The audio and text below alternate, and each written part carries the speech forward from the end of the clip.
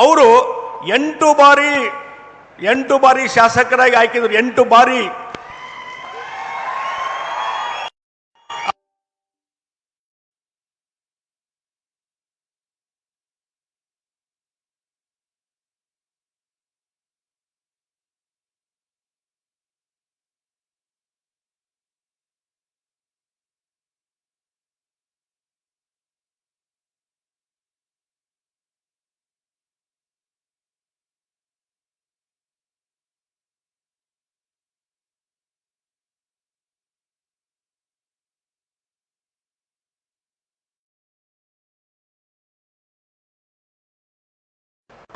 ಇನ್ನಿತರ ಸಂದರ್ಭದಲ್ಲಿ ಸಹಿತ ನಾನು ಅವರು ಕೂಡಿ ಸಚಿವರಾಗಿ ಕೆಲಸ ಮಾಡುವಂಥ ಸಂದರ್ಭದಲ್ಲಿ ಯಾವ ರೀತಿಯಾದಂಥ ಒಂದು ಆಡಳಿತ ನಿರ್ವಹಣೆ ಇತ್ತು ನನ್ನ ಕಣ್ಣು ಮುಂದೆ ಇದೆ.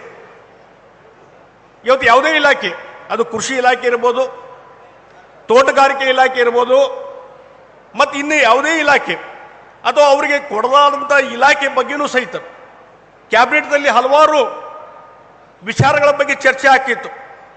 ಅವರು ತಮಗೆ ಸಂಬಂಧ ಇಲ್ಲದಂಥ ಇಲಾಖೆಗಳ ಬಗ್ಗೆ ಸಹಿತ ಅಂಕಿ ಸಂಖ್ಯೆ ಸಹಿತ ಎಲ್ಲ ರೀತಿಯಾದ ಚರ್ಚೆಯಲ್ಲಿ ಭಾಗವಹಿಸುವಂಥ ವ್ಯಕ್ತಿತ್ವ ಯಾರಿದ್ರೆ ಅದು ಉಮೇಶ್ ಕತ್ತಿ ಅವ್ರದ್ದು ಅನ್ನುವಂಥ ಮಾತನ್ನು ಇವತ್ತು ನಾನು ಹೇಳಬೇಕಾಗ್ತದೆ.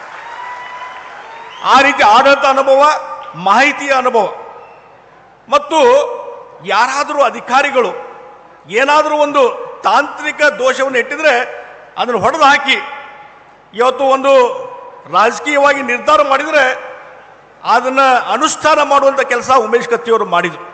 ನಿಮಗೊಂದು ಉದಾಹರಣೆ ಕೊಡ್ತೀನಿ. ನಾನು ಹುಬ್ಬಳ್ಳಿ ಕ್ಷೇತ್ರದಿಂದ ಆರಿಸಿ ಬಂದಂಥ ವ್ಯಕ್ತಿ, MLA ಇದ್ದೆ, ನಾನು ಮಂತ್ರಿ ಆಗಿದ್ದೆ. ಆ ಸಂದರ್ಭದಲ್ಲಿ ಉಮೇಶ್ ಕತ್ತಿಯವರು ತೋಟಗಾರಿಕೆ ಇಲಾಖೆ ಮಂತ್ರಿ.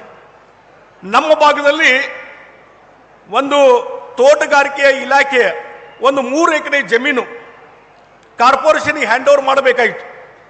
ಹಿಂದೆ ಹಲವಾರು ತೋಟಗಾರಿಕೆ ಮಂತ್ರಿ ಇದ್ದವ್ರಿಗೆ ನಾ ಹೇಳಿ ನೋಡಿದೆ, ಅವ್ರ ಕಡೆಯಿಂದ ಆಗಿರಲಿಲ್ಲ ಆ ಕೆಲಸ. ಕೊನೆಗೆ ಉಮೇಶ್ ಕತ್ತಿಯವ್ರನ್ನ ಒಂದು ಸಲ ಹುಬ್ಬಳ್ಳಿಗೆ ಕರ್ಕೊಂಡು ಹೋಗಿ ಆ ತೋಟಗಾರಿಕೆ ನಗರದ ಮಧ್ಯದಲ್ಲಿರುವಂಥ ತೋಟಗಾರಿಕೆ ಇಲಾಖೆಯ 3 ಎಕರೆ ಜಮೀನು ವೇಸ್ಟ್ ಕಸ ಒಗಿತಿದ್ರು. ಅದನ್ನು ದಯವಿಟ್ಟು ಕಾರ್ಪೊರೇಷನ್ ಹ್ಯಾಂಡ್ ಓವರ್ ಮಾಡ್ರಿ, ಅಲ್ಲೊಂದು ಕಾಯಿಪಲ್ಯ ಮಾರುಕಟ್ಟೆಯನ್ನು ಮಾಡ್ತೀನಿ ಅಂತಂದಾಗ ಇಮಿಡಿಯೇಟ್ಲಿ ವಿದಿನ್ 1 ಮಂತ್ 2 ಮಂತ್ಸ್ ಒಳಗಾಗಿ ಎಲ್ಲ ಪ್ರೊಸೆಸ್ ಮಾಡಿ ಕ್ಯಾಬಿನೆಟ್ ತೊಗೊಂಬಂದು ಅದನ್ನು ಹ್ಯಾಂಡ್ ಓವರ್ ಮಾಡುವಂಥ ಕೆಲಸ ಇವತ್ತು ಯಾರಾದ್ರೂ ಮಾಡಿದರೆ ಅದು ಉಮೇಶ್ ಕತ್ತಿ. ಅದು ಅವರ ಆಡಳಿತ, ಒಂದು ನಿರ್ವಹಣೆ ಯಾವ ರೀತಿ ಇತ್ತು ಅನ್ನುವಂಥ ಇದಕ್ಕೆ ಒಂದು ಉದಾಹರಣೆ ಅನ್ನುವಂಥ ಮಾತನ್ನು ಈ ಸಂದರ್ಭದಲ್ಲಿ ಹೇಳ್ತೀನಿ. ಬೆಳಗಾವಿ ಹಿಂದಿನ ಸಂಸದರು ಮಂತ್ರಿಗಳಾಗಿದ್ದಂಥ ದಿವಂಗತ ಸುರೇಶ್ ಅಂಗಡಿಯವರು, ಅವ್ರ ಜೊತೆನೂ ಭಾಳ ಒಂದು ಆತ್ಮೀಯವಾದಂಥ ಸಂಬಂಧ. ಆ ಸಂದರ್ಭದಲ್ಲಿ ನಾನು ಈ ಭಾಗದಲ್ಲಿ ಪ್ರವಾಸ ಮಾಡುವಂಥ ಸಂದರ್ಭದಲ್ಲಿ ರಾಜ್ಯ BJP ಅಧ್ಯಕ್ಷನಾಗಿ ಲೀಡರ್ ಆಫ್ ಅಪೋಸಿಷನ್ ಬಂದಾಗ ನನ್ನ ಜೊತೆ ಸುರೇಶ್ ಅಂಗಡಿಯವರು ಬರ್ತಿದ್ರು, ಉಮೇಶ್ ಕತ್ತಿಯವರು ಬರ್ತಿದ್ರು. ಬೇರೆ ಬೇರೆ ಆದಂಥ ವೈಯಕ್ತಿಕವಾದ ಡಿಫ್ರೆನ್ಸ್ ಆಫ್ ಒಪಿನಿಯನ್ ಇದ್ದಾಗೂ ಸಹಿತ ಕೊನೆಗೆ ಪಕ್ಷದ ಒಂದು ನಿರ್ಧಾರಗಳು ಏನಿದ್ದು ಅದನ್ನು ಅನುಷ್ಠಾನ ಮಾಡುವಂಥದ್ದಕ್ಕೆ ಸುರೇಶ್ ಅಂಗಡಿಯವರು, ಉಮೇಶ್ ಕತ್ತಿಯವರು ಕೈ ಜೋಡಿಸಿ ಕೆಲಸ ಮಾಡಿದ್ದು ಇವತ್ತು ನನಗೆ ನೆನಪಿದೆ. ಮತ್ತು ಇನ್ನೊಂದು, ಇಲ್ಲಿ ಬೆಳಗಾವಿ ಉಸ್ತುವಾರಿ ಮಂತ್ರಿಯಾಗಿ ಕೆಲಸ ಮಾಡುವಾಗ ಬಹುಶಃ ನಮ್ಮ ಇಲ್ಲಿ ಶಾಸಕರಿದ್ದಾರೆ, ಅಭಯ ಪಾಟೀಲ್ ಇದ್ದಾರೆ, ಸಂಜಯ್ ಪಾಟೀಲ್ ಇದ್ದಾರೆ, ಬೆನಿಕೆ ಎಲ್ಲರಿದ್ದಾರೆ, ಅವರಿಗೆಲ್ಲ ಗುರ್ತು ಯಾವ ರೀತಿ ಇವತ್ತು ಯಾರು ಶಾಸಕರಿದ್ರು, ಅಲ್ಲಿದ್ದಂಥ ಪ್ರಮುಖರಿದ್ದರು ಜಿಲ್ಲೆಯಲ್ಲಿ, ಎಲ್ಲರನ್ನೂ ವಿಶ್ವಾಸ ತೆಗೆದುಕೊಂಡು ಯಾವುದೇ ರೀತಿಯಂಥ ವಿವಾದಕ್ಕೆ ಈಡಲಾರದೆ ಒಂದು ಸರಿಯಾದಂಥ ನಿರ್ಧಾರ ಮಾಡಿ ಬೆಳಗಾವಿ ಮತ್ತು ಈ ಜಿಲ್ಲೆಯ ಹಿತದೃಷ್ಟಿಯಿಂದ ಉತ್ತಮವಾದಂಥ ನಿರ್ಧಾರ, ಅದು ಎಲ್ಲರೂ ವಿಶ್ವಾಸ ತೆಗೆದುಕೊಂಡು ಮಾಡುವಂಥ ಕೆಲಸ ಇವತ್ತು ಯಾರಾದರೂ ಮಾಡಿದರೆ ಅದು ಉಮೇಶ್ ಕತ್ತಿಯವರು ಅನ್ನುವಂಥ ಮಾತು ಇವತ್ತು ಹೇಳಬೇಕಾಗ್ತದೆ. ಆ ರೀತಿಯಾದಂಥ ಒಂದು ಆಡಳಿತ ನಿರ್ವಹಣೆ. ಮತ್ತು ಇನ್ನೊಂದು ಮಾತನ್ನು ಹೇಳ್ತೀನಿ, ಅವ್ರು ಯಾವಾಗಲೂ ನನ್ನ ಮುಂದೆ ನಾನು ಕೂಡ ಚರ್ಚೆ ಮಾಡುವಾಗ ಹೇಳ್ತಿದ್ರು, ನಮ್ಮ ತಂದೆಯವರು ಹಾರ್ಟ್ ಅಟ್ಯಾಕ್ ಆಗಿ ತೀರ್ಕೊಂಡ್ರು. ಬಹುಶಃ ನಮ್ಮ ವಂಶದಲ್ಲೇ ಇದೆ ರೀ.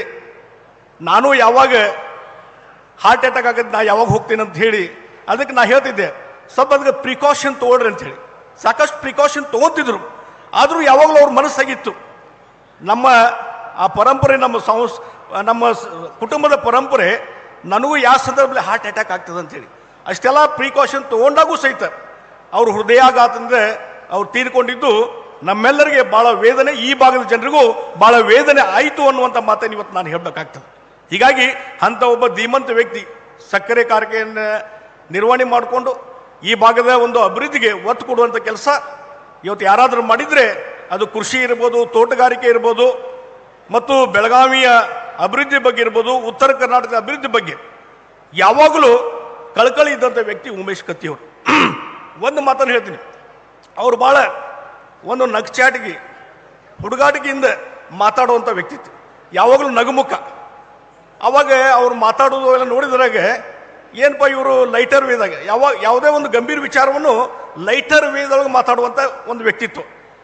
ಹೀಗಾಗಿ ಭಾಳ ಮಂದಿಗೆ ಅನಿಸುತ್ತೆ, ಏನ್ರಿ ಹಿಂಗೆ ಮಾತಾಡ್ತಾರೆ ನೋಡ್ರಿ, ಅವ್ರೇನು ಮಾತಾಡ್ತಾರ ಭಾಳ ಲೈಟರ್ ವೇದಾಗ ಮಾತಾಡಿದ್ರು ಅಲ್ಲಿ ಗಂಭೀರವಾದಂಥ ವಿಚಾರ ಇದೆ. ಹೀಗಾಗಿ ಅವ್ರನ್ನ ನೀವು ಭಾಳ ಹಗುರವಾಗಿ ತಿಳ್ಕೊಳ್ಬೇಡ್ರಿ. ಅವ್ರೇನು ಹೇಳಿದಾರೆ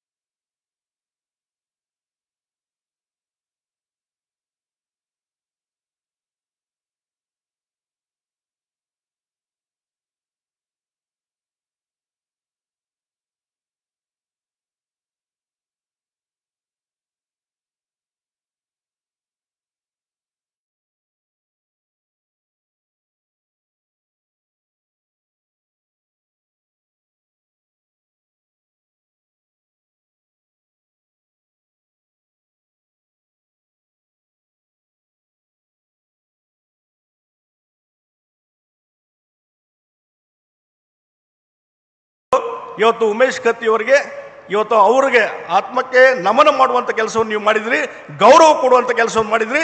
ಇದು ಎಲ್ಲರಿಗೂ ನಾನು ಅಭಿನಂದನೆ ಸಲ್ಲಿಸ್ತೇನೆ. ಉಮೇಶ್ ಕತ್ತಿಯವರ ಏನು ಹಾದಿ ಇದೆ, ನಡೆದು ಬಂದಂಥ ದಾರಿ ಇದೆ, ಆ ಮಾರ್ಗದರ್ಶನದಲ್ಲಿ ಈ ಭಾಗದಲ್ಲಿ ನಾವೆಲ್ಲರೂ ನಡ್ಕೊಂಡು ಹೋಗಿ ಇನ್ನೂ ಹೆಚ್ಚಿನ ಶಕ್ತಿಯನ್ನು ಕೊಡೋಣ ಅನ್ನುವಂಥ ಮಾತನ್ನು ಈ ಸಂದರ್ಭದಲ್ಲಿ ಹೇಳಿ, ಇಂಥ ಒಂದು ಕಾರ್ಯಕ್ರಮದಲ್ಲಿ ನನಗೂ ಭಾಗವಹಿಸಲಿಕ್ಕೆ ಅವಕಾಶ ಕೊಟ್ಟಿದ್ದೀರಿ, ಗೌರವ ಕೊಟ್ಟಿದ್ದೀರಿ. ಎಲ್ಲ ಸಂಘಟಕರಿಗೆ ನಾನು ಅಭಿನಂದನೆ ಸಲ್ಲಿಸಿ ನನ್ನ 4 ಮಾತನ್ನು ಮುಗಿಸ್ತಾ ಇದ್ದೇನೆ. ನಮಸ್ಕಾರ. ಜೈ ಹಿಂದ್, ಜೈ ಕರ್ನಾಟಕ.